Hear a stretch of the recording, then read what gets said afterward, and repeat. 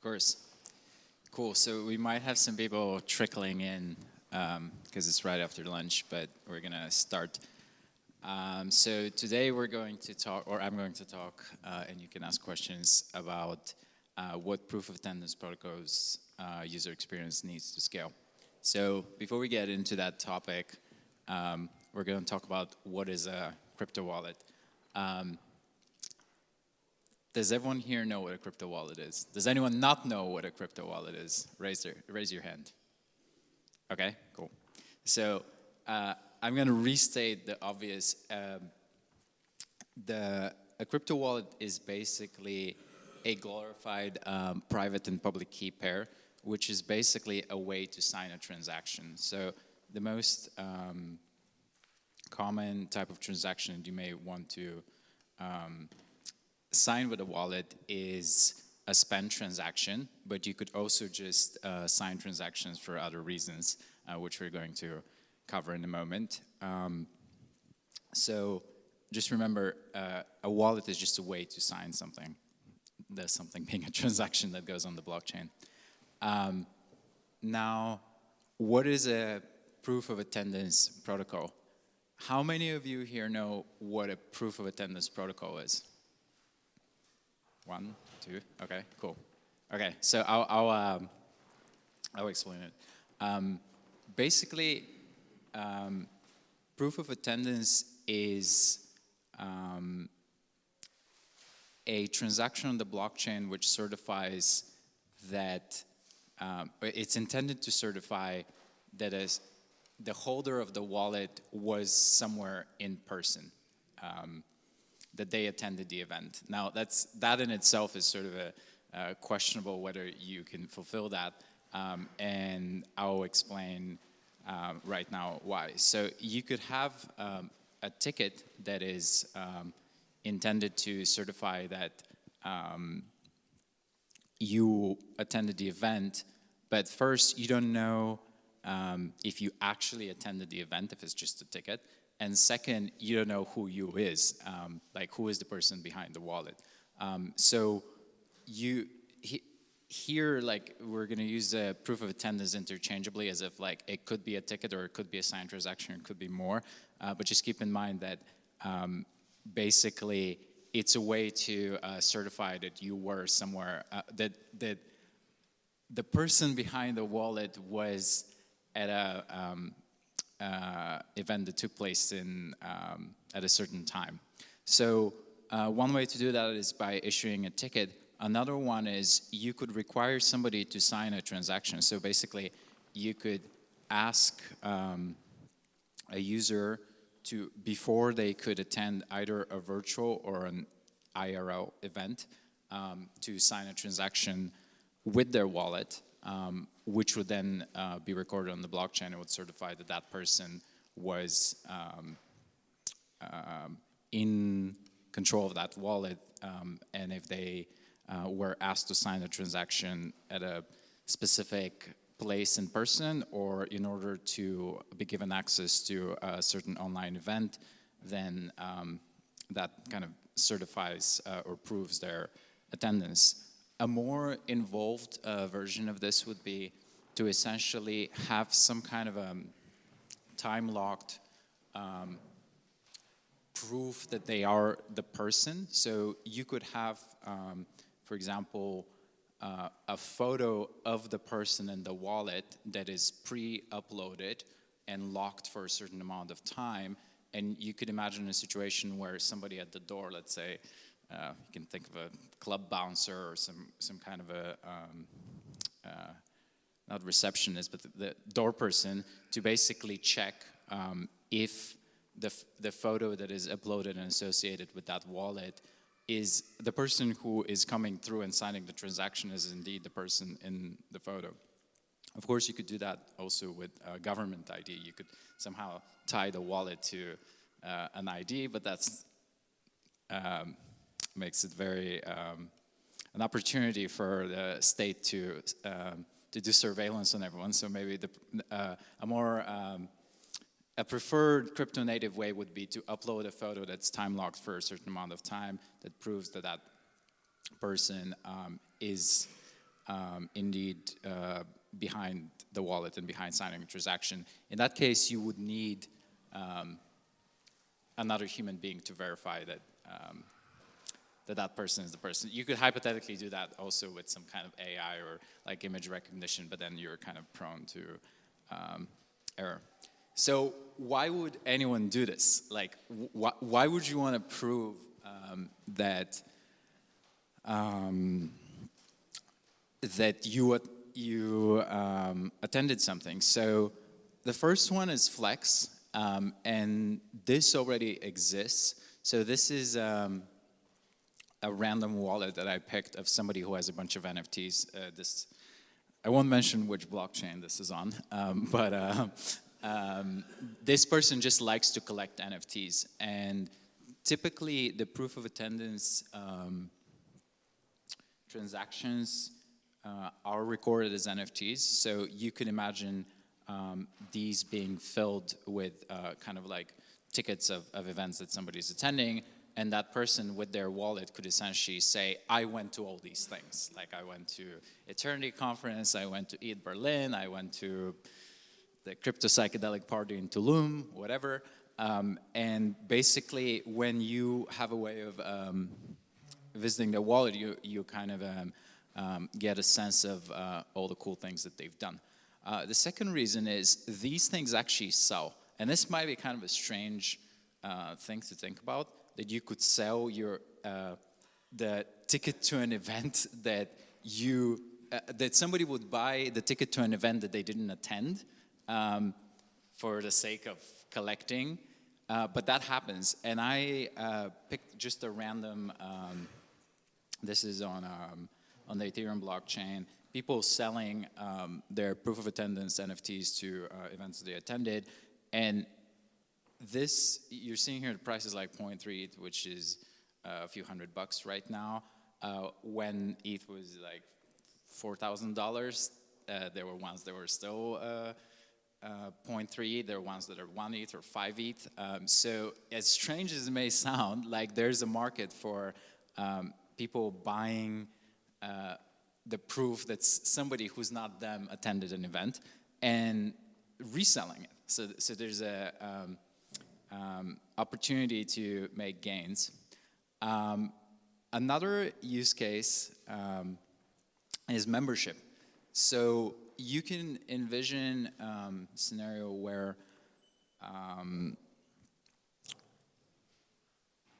you have attends that can only be attended by people who attended other events.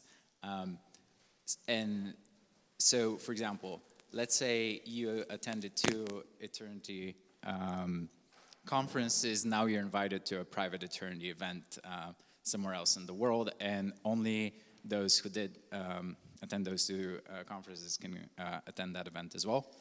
Another scenario, something similar, is like you could nominate others. So you could imagine a kind of a club as in like membership club scenario where instead of having a central authority that proves who is allowed to attend, you have other people who have attended events before invite and nominate others to attend, and then you remove the central party, which is deciding who gets to be part of the club. So if you kind of scale that, then you end up with this like network that was organically curated by the participants. And finally, you can imagine that same concept functioning completely on the blockchain without any kind of KYC or like a government ID verification, where you have these these communities that take place either online or in person, which are it's fully verified that the participants, the participation of the participants is fully verified, and it's also without any kind of, it's not enabled by government issues IDs to know that this happened or that these people attended. So how do we make this something that gets adoption? So first we need to look at how this works for existing wallets. Basically, existing wallets, you usually start with like being asked to back up your keys, and most new users don't know what that is or what the difference between a private key and a password is. So first they're confused, then they need to do some work, and then maybe there's like a wow moment if they make it past the confusion period and past the work.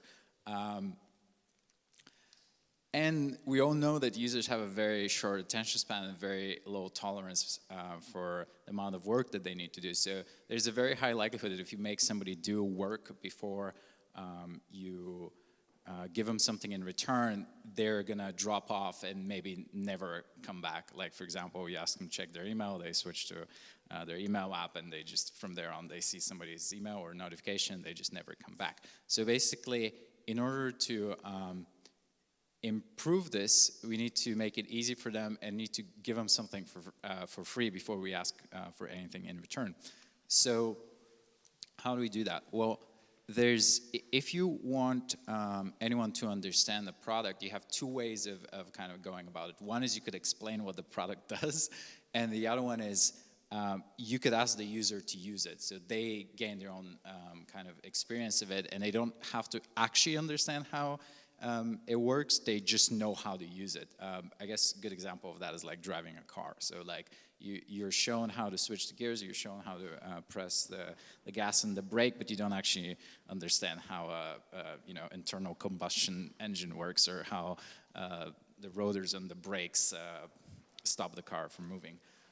So the first kind of improvement would be to let the user use the product first, and then give them something for free. Basically create some kind of delight moment or a wow moment, and only then ask them to put in work, which is kind of the opposite of this scenario, where you're like asking people to do the work first, and then giving them something to make them excited. So I've put together a kind of a simple example of that, which is a proof of attendance, a prototype or a mock-up for how this could work. So now in this post-COVID period, we are mostly used to work with QR codes as like means of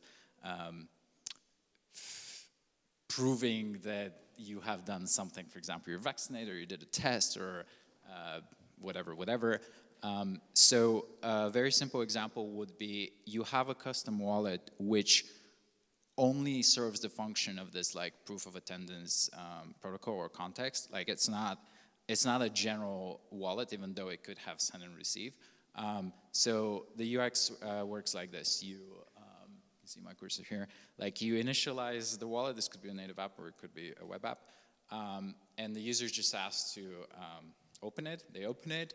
And then imagine this is at the point when they're entering an event, for example. So the person at the door is saying, you need to do this to get in. In other words, you're kind of like forcing them to participate for their own good.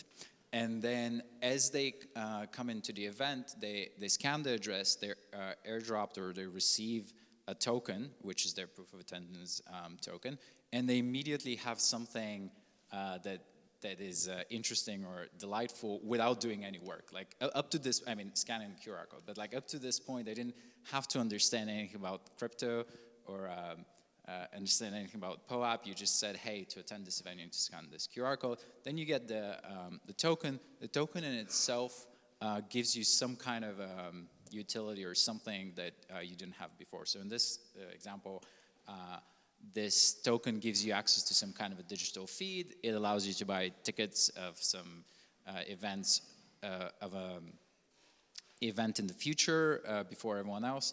And then it also gives you access to exclusive content, which I've highlighted as some kind of a music mix that will be airdropped to this specific wallet. So basically, this one token gives you access to all these things. Basically for nothing. Like you just attend, you came to the door anyway, and as a byproduct of that, you got all this extra stuff or cool stuff. And that mechanism can be used to make sustained engagement. So you don't just get this once. Like once you have the token, you could receive content that's exclusive to everyone who owns the token, to every wallet that has a token in it. And then from there on, that feed could allow the user to do other things that they couldn't do before. So for example, buying that ticket early, or getting that exclusive mix that's only for holders of the token, potentially participating in the creative aspect of an event. So here I've given the example of voting on the lineup, or for a conference context, could be like voting which people are actually invited to the conference. So it gives them some right to participation, essentially for nothing, just for coming through the door. So this is an illustration of how we could do these things. First, use instead of explain. So this is this part. You scan the code, you see everything. You get a gift, which is you know, here the fourth column, which allows you to do some things, and only then you're asked to do work. If this works well, you end up with people who are so delighted they want to share this, and this increases your chances of your product going viral on its own. So I've given here a very basic chart of what that looks like. So imagine you have these users coming to the door, they're excited, they're so excited that they share it with, let's say, 4 of their friends. 2 of the people that they shared it like the product or the project, and they also shared with 4 of their friends, and then you end up with this sort of organic chart of growth. If that doesn't happen, you end up sort of with the opposite. Like let's say you paid for 100 people to attend the event, or the event had 100 attendees, the UX wasn't so delightful, they didn't share it, and over time, if you you know, try to invite these people to another event and they never ended up sharing the product, then the user base kind of declines. So ideally, if you're doing it right, you end up with this kind of graph and not this one. So what kind of results can we get with that? Well, if people are using it and sharing it, then we end up with a scenario where they have more of these tokens, there's more flexing, and you have something like your Apple Wallet, but cool, because it has all the things that you appreciate that are proven through this technology.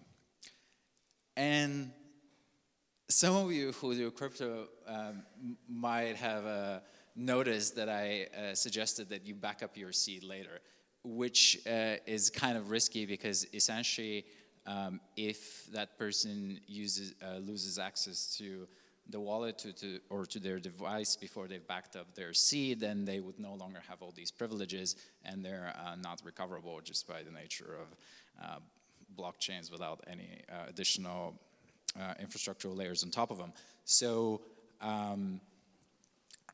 of course, you can also ask people to later back up their seed by blocking them from performing some kind of an action. So for example, let's say that they already have one of these tokens, and you say, okay, but to attend the next event, you first need to back up your seed. So basically, now that the user has something to lose that they value, it's okay to ask them to do some work.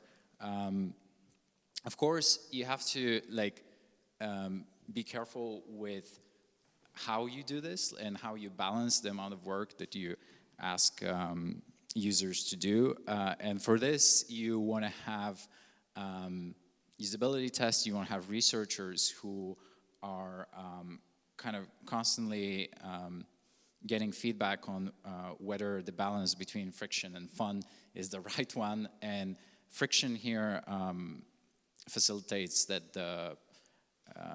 the product is secure, or that the user is using it in a secure way, and fun is them not being overwhelmed by the technical nature of blockchains and cryptocurrencies.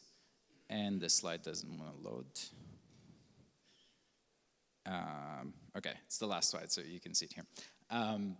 So finally, I wasn't suggesting that we kind of have a one, well, screw it, one size-fits-all approach to this. Is basically that we need to maintain some kind of awareness of patterns that are good to follow in order to maintain this balance between usability, fun, and friction. And the kind of a high-level takeaways are, first, your users need to care, which you would facilitate by giving them something that they value first, and then asking them to do work. Then you need to assess the trade-offs. Like, for example, is it worth it to defer backing up the seed until later? So, for example, if somebody attended an event and they maybe didn't back up their seed before attending the event, that's maybe okay. Like, if they're gonna put on their life savings into that wallet and then you're gonna ask them to back up their seed at some point in the future, that's probably not okay. So you want to essentially always decide on a per case basis whether it's worth to trade off security or friction for smooth and delightful UX. And then the other thing is we shouldn't expect or request from anyone who's going into crypto products to have an actual understanding of the technology behind them. What we want to do instead is give people these delightful experiences, and then once they enjoy using the product, we can maybe educate them on how the technology works or what it does. In other words, that shouldn't be a requirement for them to use the product. And these are all the slides I have prepared, and we have a little bit of time for questions or discussion for anyone who has them. Okay. Thank you, Stoyan.